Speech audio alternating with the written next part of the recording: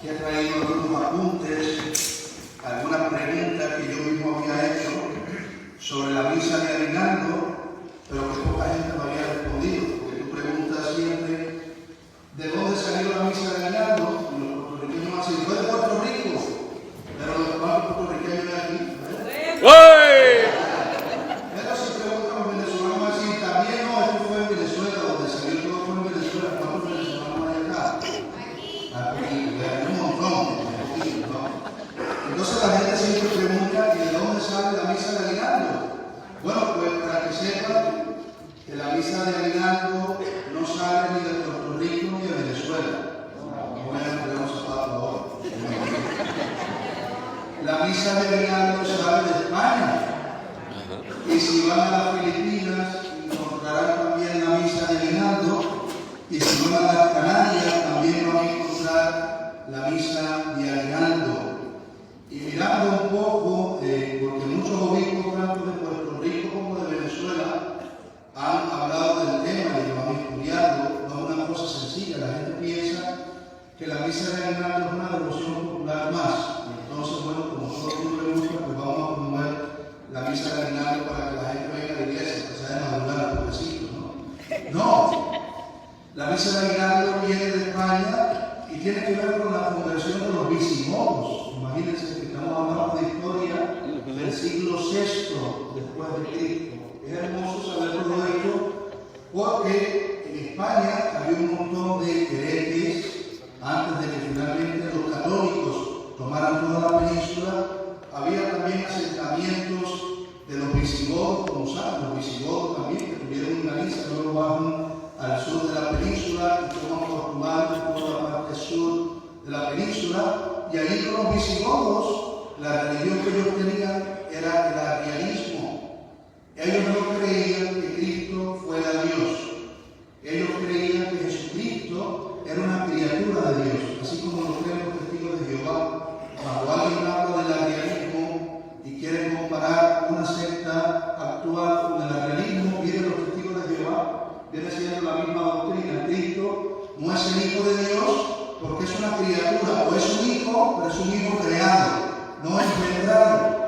Y por eso la iglesia dirá en los credos, en el concilio de Nicea, en el concilio de Constantinopla, que Cristo es Dios de Dios, luz de luz, Dios verdadero de Dios verdadero, engendrado, no creado, de la misma naturaleza que el Padre. Es que importante. Bueno, pues para los cristianos herejes, se puede decir que no creían la fe católica, eran arrianos en gran parte, los visigodos que ya tenían esta parte de España, ese era Jesús.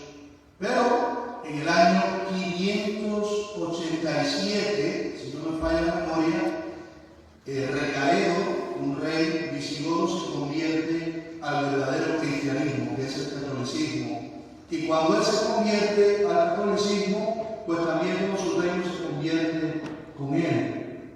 Y empieza la devoción de celebrar también liturgias de muchos tipos en lo que se llama María la Madre de Dios.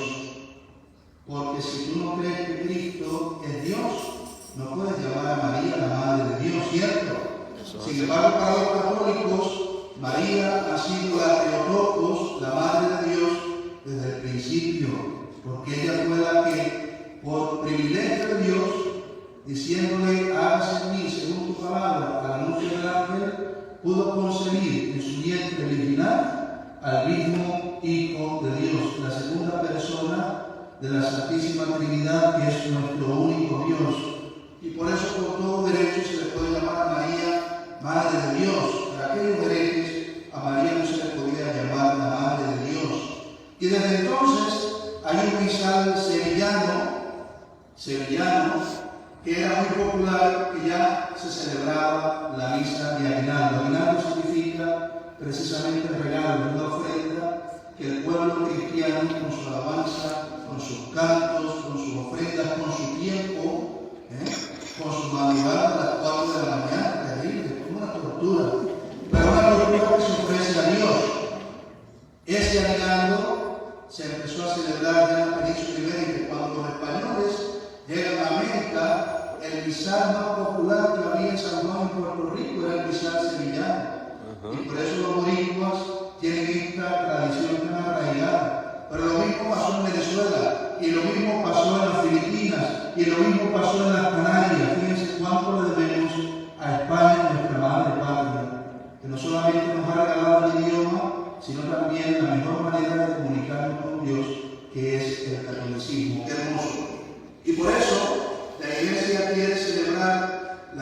de aguinaldo en muchas partes del mundo, pero la hora que escogen por lo general es en la madrugada, en la mañana, cuando todavía el sol no ha salido.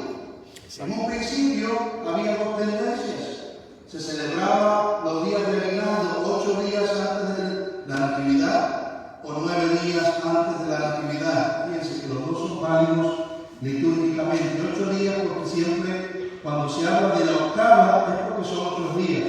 Está la octava de Navidad y está la octava de la Pascua, el fraoctavo de la Navidad. Pero también hay mucha tradición de los 9 días como un novenario, y finalmente la tradición que se asentó fue la de los 9 días porque pegaba más, ya que estábamos contemplando y celebrando la maternidad de María, la divina maternidad, esa de María siendo la madre de Jesús, verdadero Dios, los 9 meses de María, de su embarazo, de estar encinta, por obra y gracia del Espíritu Santo, pues correspondía más como celebrar 9 días, contemplando a la Virgen en los días de su expectación. Por eso, aunque en la liturgia realmente desde el día 17 de diciembre todo cambia, y ahora que Anthony está rezando todos los días en ese final, conocerá precisamente las antífonas de la O, son 7 días o 8 días en los que estamos todo el tiempo contemplando a Jesús con una manera distinta, oh sabiduría eterna, oh raíz de Jesé, oh llave de David. Esta Virgen de la O, son 8 días antes de la Navidad, pues en la misa de aguinaldo se celebra desde el día antes, para que sean 9 días antes de la Navidad. Y cada día antes del día de la Natividad de Jesús, estamos contemplando al niño que va a nacer, pero también contemplamos a la madre de ese niño que está expectando. Cuando contemplamos a María, aprendemos a esperar el nacimiento del niño Dios. El sol todavía no ha salido, el niño Jesús, el sol de justicia, no ha nacido, y nosotros estamos en la madrugada de esta Navidad, en el adviento de esta Navidad, para mejor prepararnos y contemplar a ese sol de justicia que va a nacer de lo alto, como dice el Evangelio.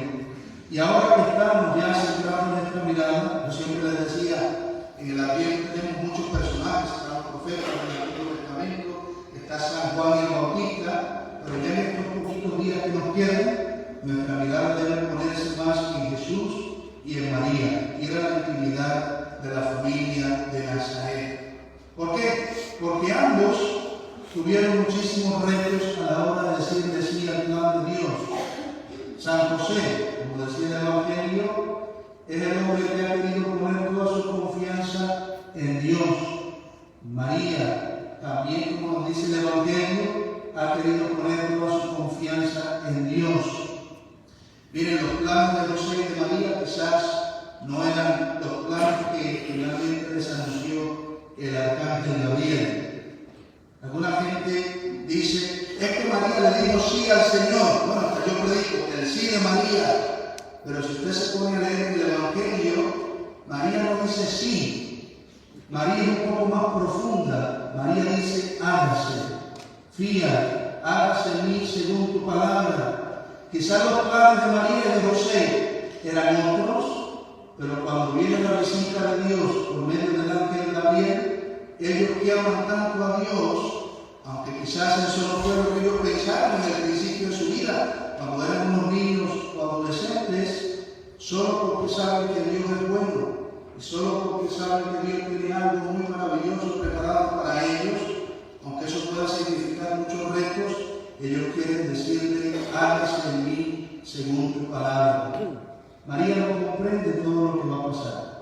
Para la ley de aquel entonces, una mujer que se descubriera estar embarazada y que no se sabía quién era el padre, podría suponer una muerte por lapidación, a pedradas. Y por eso San José, cuando contempla que María está encinta, y él sabe muy bien que él no la ha tocado, él sabe muy bien que ella es virgen, que ese hijo no es suyo, solamente porque ama a Dios y solamente porque ama mucho a María, quiere despedirla en secreto. No quiere ponerla, porque cualquier otro, queriendo hacer la justicia, pues le pone al pueblo que dice, él me ha sido infiel, está esperando un hijo que no es el mío. Pero San José no hace eso. Tanto María como José se quedan un poco quizás consternados ante todo lo que está pasando. Cuando el ángel se comunica con María, no le está pidiendo una respuesta, está suponiendo la respuesta de un corazón que no le va a fallar a Dios. Y esa es la grandeza de María. He aquí que concebirás. No le dice, ¿tú quieres concebir? No. He aquí que concebirás y darás a luz un hijo. Y ni siquiera vas a ponerle el nombre se lo ponemos nosotros. Dios le pondrá le pondrá el nombre de Jesús. Y con José pasa lo mismo. Ellos son dos criaturas que aman tanto a Dios y que precisamente por esa gran humildad y confianza total en su Hacedor, porque son herederos de toda la profecía del Antiguo Testamento y están expectantes también por el Mesías, quieren abandonarse totalmente en Dios y Dios aprovecha a esta hermosa pareja que estaban comprometidos ya y ahí quiere descorrer el velo del Nuevo Testamento, allí quiere inaugurar el Nuevo Testamento, allí quiere empezar la alianza de la redención de los hombres. Y María, por supuesto, no siguiendo el ejemplo de la primera Eva, como la segunda y la nueva Eva que es, como dice San Ireneo de Lyon, pues ella va a decir, he aquí, el esclavo del Señor, hágase en mí según tu palabra. Y claro, sí, con el fiat de María, inmediatamente sucede la encarnación del Verbo. La segunda persona de la Santísima Trinidad, Dios de Dios, Dios eterno, coheredero del Padre, desciende del cielo y es concebido por esa misma sombra del Espíritu Santo. Recuerden que el Espíritu Santo en la primera creación estaba aleteando sobre toda la creación, sobre el universo, sobre el mundo. El rocío del Espíritu Santo hace que la vida tenga cabida. Él es el que provoca que la vida nazca.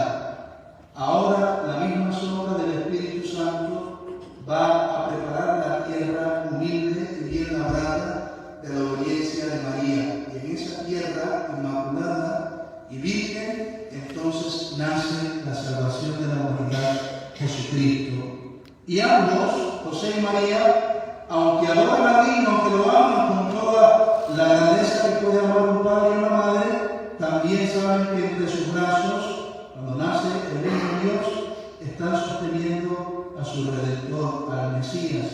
¿Cuántos sentimientos podrá haber en el corazón de una madre cuando después ella conozca todo lo que va a ir deviniendo en la historia de Jesús? ¿Cuántos sentimientos habrá en el corazón de María cuando presenta al niño en el templo y allí Simeón le dice, bueno, pues esto va a ser una espada de contradicción, y una espada que va a traspasar el alma? ¿Cuántos sentimientos habrá en el corazón de José cuando el ángel lo despierta y dice, huye a Egipto porque están buscando al niño para aniquilarlo? Pues todos estos sentimientos humanos que son exprimidos delante de Dios también son los sentimientos humanos que cada corazón nuestro debería tener cuando contempla la grandeza del Dios encarnado. María está encinta, la Virgen de la Expectación, ya tiene una barriga bien llena, bien inflada. El día 24 nacerá litúrgicamente el niño Dios. Nosotros acompañamos a María y a José con estas misas de aguinaldo, no solamente acompañando a ella y mirando la ternura con la que recibe a Dios, sino también haciendo un ejercicio personal de preparación para recibir a ese Salvador, Mesías, Redentor nuestro. Que nuestro corazón se vuelva también como ese vientre virginal de María, que sea capaz de recibir, de concebir, como decía San Agustín de Hipona, no solamente al Hijo de Dios porque lo hemos leído, sino también en el corazón porque le amamos con la misma ternura que les ama por la eternidad San José y la Santísima Virgen. Y así sea. Amén.